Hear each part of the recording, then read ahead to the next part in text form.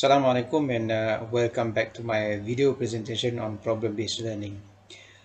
In the previous video presentation, we have discussed in details about the FILA or Factila inquiry approach, which is commonly used in medical education. There are many other inquiry formats or problem-solving approaches for PBL practitioners to choose from. Again, PBL is not one-size-fits-all approach. PBL practitioners should not limit the use of a specific inquiry format if they could find or even design a better one. In this video presentation, I will be sharing in brief three examples of inquiry approaches. One is a left brain, right brain process. Two is three broad and reiterative phases. Three, the 6 steps of troubleshooting. At the end of this presentation, I will also be sharing some of the common errors that should be avoided during the inquiry process. One, a left brain, right brain process. Left brain thinking is logical and systematic. Most engineering students will be left brain dominant thinkers. Left brain thinking is convergent. It is useful when comparing new ideas against known principles or when manipulating facts according to a known procedure. Right brain thinking is creative, divergent, illogical, and seemingly random and spontaneous. Through right brain thinking, new ideas and design emerge. Through left brain thinking, new ideas are assessed according to known principles and criteria. Real problem solving is more complex than just one left brain and right brain transition. It is made up of many stages using the left brain and right brain strategies. One, understanding the problem. This is left brain. Two, generating alternative solution. This is right brain. Three, evaluating solutions. This is left brain. Four, identifying learning issues. This is right brain. Five, assigning learning issues to group members. This is left brain. Six, collecting information and evaluating it. This is both right brain and left brain. Seven, sharing information with group members. This is right brain. And finally, applying learned information to solving the problem. This is left brain. One important right brain activity is brainstorming. This is a process of generating ideas, a solution to a problem, facts, advantages, disadvantages, and etc. It is important when brainstorming to suspend evaluation. Just let the ideas flow. Have one group member write them down as quickly as possible. Evaluation is a left brain activity that will interfere with the flow of ideas. Make sure that each person contributes to ideas. One way is to cycle around the group, each person contributing an idea or passing in turn. Ownership of ideas can be preserved in individual logbooks. Don't worry that some ideas sound crazy. Those ideas can be eliminated at the next stage. The idea of listing them is that they will sometimes trigger more sensible ideas and will be very useful during self-directed learning and reflective learning stages. Two, three broad and reiterative phases. Phase 1. First, the group will gather information and list it under a heading entitled, "What do we already know?" In this phase, students will entertain the problem in light of the knowledge that they already have from their own experience.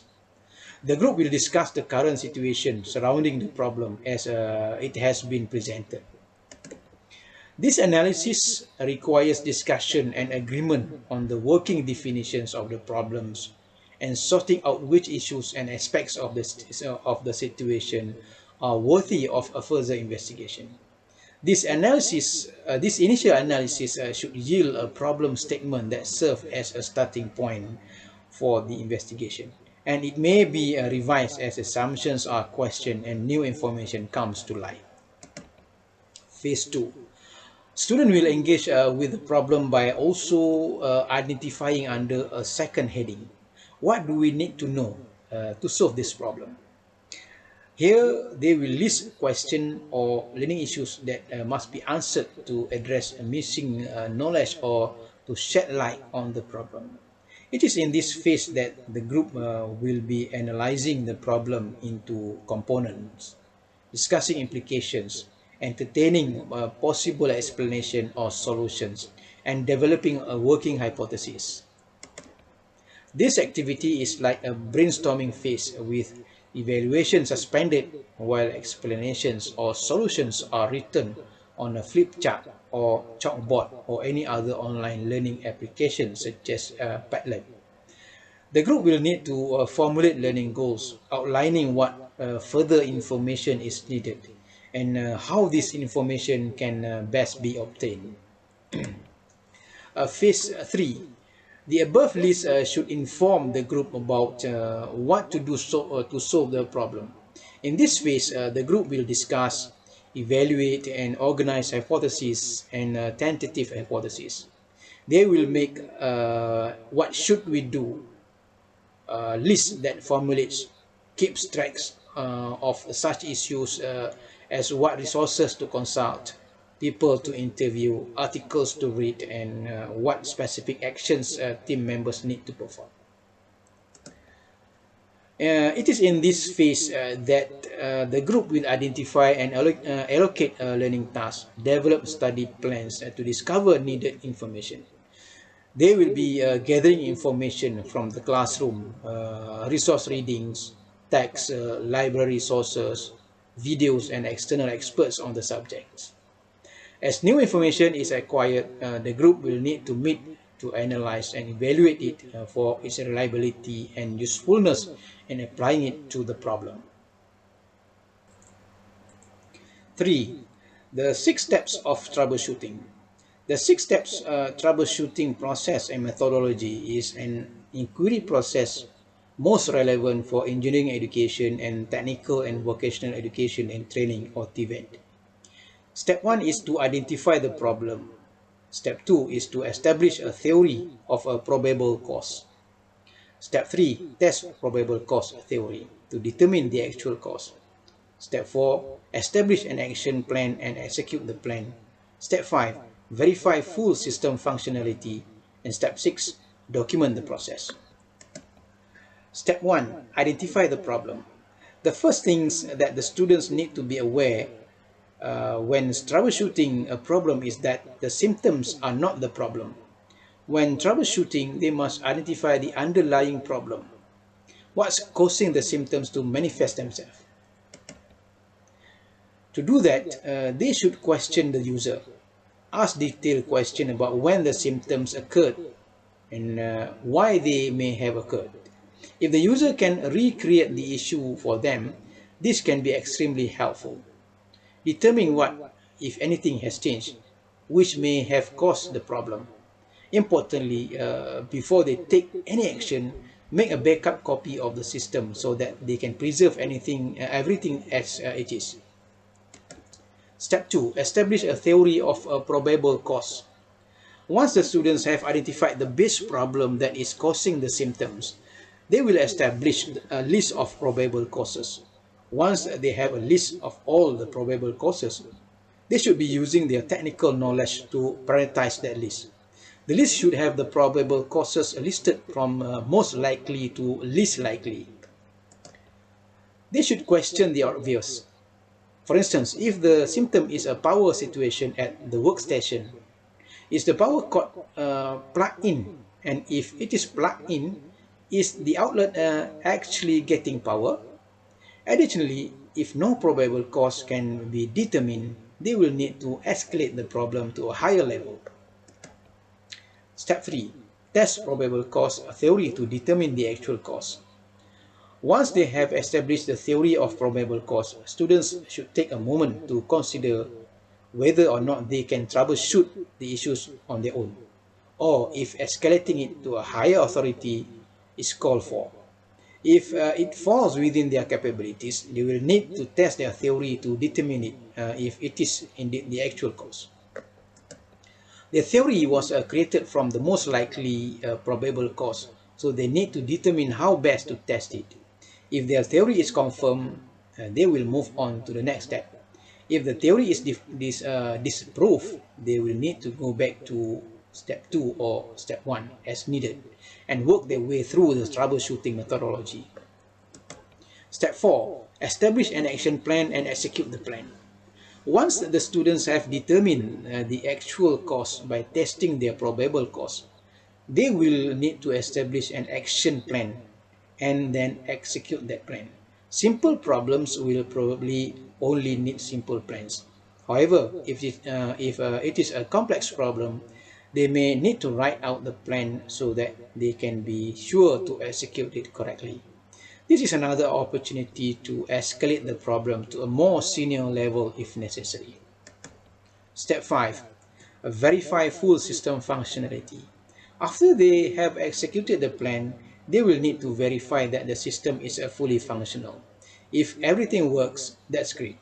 Based on their findings and the issue, they may find the opportunity to implement preventive measures so that the problem does not occur again. If a full system functionality has not occurred, they will need to go back to step 1 and continue to work through the troubleshooting methodology. Step 6. Document the process. Once everything is fully functional, documenting the process becomes important. This is where the students document findings, actions, and outcomes. When the problem occurs again, there will be information available to walk someone through the means of troubleshooting and resolving the issue. This documentation also captures a history of equipment and users so that perpetual issues become known and recorded. An important aspect of this is that both positive and negative outcomes should be documented. This can save time during future troubleshooting and prevent others from taking the same missteps they may have taken. The success of students learning in any PBL cycle largely depends on how the students manage to accomplish the inquiry process. As part of the problem-solving process, according to Barrows and Linda 2007, students should avoid these 5 common errors during the inquiry. 1. Anchoring. 2. Premature closure. 3. Inadequate hypothesis set. 4. Manual-driven inquiry. And 5. Disengaged inquiry. 1. Anchoring. This occurs when an initial hypothesis generated by the group early in the problem-solving process is felt to be the correct one, and they stick with it even though subsequent information gained through the inquiry process repeatedly fails to substantiate it and may even refute its likelihood. 2. Premature closure. This is a variation of anchoring. The group prematurely accepts one hypothesis as the correct one as the initial information tends to support it, and they end the problem-solving process at the point without attempting to determine if any other hypothesis might better explain the problem. Although this hypothesis is usually triggered by information that is commonly thought to be characteristic, alternative hypotheses could be possible and should be considered even if less likely. 3. Inadequate hypothesis set. Here, the group do not generate a wide enough range of possible hypotheses, so that the correct hypothesis was neither thought nor investigated. 4. Manual-driven inquiry. Some problem solvers depend on a memorized or written down routine of inquiry, or a standard checklist that is to be used for inquiry with every problem. Many unnecessary inquiries are made and correct ones needed for a particular problem are often not made. This error runs a higher likelihood of not finding the correct hypothesis, as inquiries tailor-made for the particular hypothesis generated by the problem are not performed. 5. Disengaged inquiry. The problem solver does not perform the inquiries that are needed to support or deny the hypothesis being considered.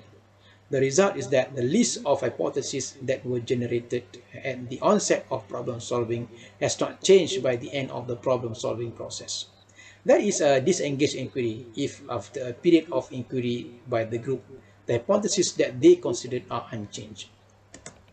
These are but a few of the reasoning faults that can be observed in learners as they learn to develop their problem solving skills. If the learners are helped by the teacher or facilitator to recognize when they are committing these errors, again through meta-cognitive questioning, they will begin to recognize them in their reasoning and the reasoning of others in the group. Thank you very much for your time and kind attention to my presentation. Again, viewers who are new here, please subscribe to my channel so you will get more notification on my upcoming videos. And don't forget to like and share these videos. And if you have something to share, please leave the comment below. Have a great day. Assalamualaikum warahmatullahi wabarakatuh.